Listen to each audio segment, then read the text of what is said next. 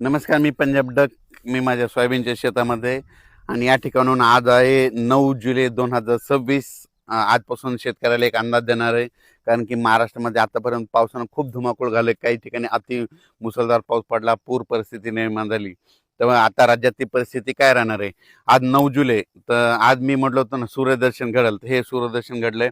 आणि राज्यात मात्र आता आणखीन उद्याचे दिवस फक्त विखुरलेल्या स्वरूपाचं नाशिक जिल्हा आणि उत्तर महाराष्ट्राकडे नंदुरबार, धुळे, जळगाव तिकडं तुरळक ठिकाणी आज पाऊस पडणार आहे म्हणून हे अंदाज लक्षात यायचा. पण राज्यात मात्र उद्यापासून पावसाचा जोर ओसरणार आहे. 11 तारखेला एकदम संपूर्ण पाऊस राज्यातला ओसरला दिसेल.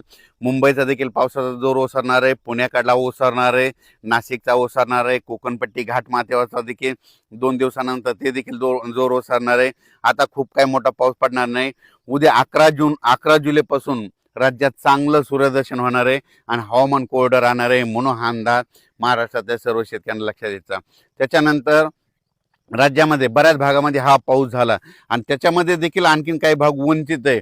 तर त्या शेतकऱ्याला सांगू इच्छितो की राज्यामध्ये आता पाऊस कधी येणार आहे, तर काय होणार आहे, 15 जुलैच्या नंतर, 15, 16, 17 जुलैच्या नंतर राज्यात पुन्हा थोडाच मध्ये विखुरलेल्या स्वरूपाचा सगळीकडे पडणार नाही. फक्त ते पाऊस काय होणार आहे, जे वंचित जिल्हे आहेत, एक नांदेड जिल्हा झालं, काही भाग लातूर जिल्हा, धाराशिव जिल्हा, सोलापूर जिल्हा आणि बीड जिल्ह्याचा, त्या भागामध्ये काय होणार आहे, म्हणजे 15, 16, 17 जुलैच्या दरम्यान तुरळक ठिकाणी भाग बदलत त्या 2-3 जिल्ह्यामध्ये एक पावसाची हजेरी असणार आहे म्हणून हा अंदाज लक्षायचा. महाराष्ट्रात देखील विखुरलेल्या स्वरूपाचा 15, 16, 17ला थोडाफार पाऊस येणार आहे. सगळीकडे पडणार नाही, फक्त स्थानिक वातावरण तयार होऊन ते पाऊस पडेल म्हणून हे अंदाज शेतकऱ्यांना लक्षात यायचा. त्याच्यानंतर राज्यात आणखीन परत चांगला असा, जसा आता मागं अतिवृष्टी धगपुटी झाली तसा पावसाला आणखीन आता जुलैचा शेवटच्या आठवड्यापर्यंत आता वाट बघावी लागणार आहे म्हणून हे अंदाज लक्षात यायचा. आता ज्यांच्याकडे सोयाबीन असेल तर त्यांनी काय करायचं, आता जमिनीमध्ये ओल भरपूर आहे, 10-12 दिवस झाले असेल तर तुम्ही तुमचं तणनाशक फवारू शकता, कीटकनाशकाच्या फवारणी करू शकता, डवरणी वखरणी करू शकता म्हणून शेतीची कामे करून घ्यावी.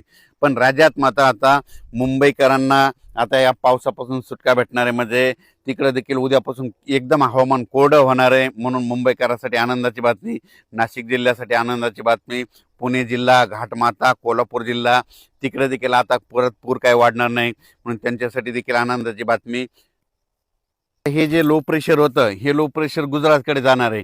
गुजरातमधून काय होणार आहे, इंदोर मध्य प्रदेशकडे जाणार आहे. मध्य प्रदेशकडून काय होणार आहे, उत्तर प्रदेशकडे जाणार आहे. उत्तर प्रदेशकडून इकडं नेपाळ ह्या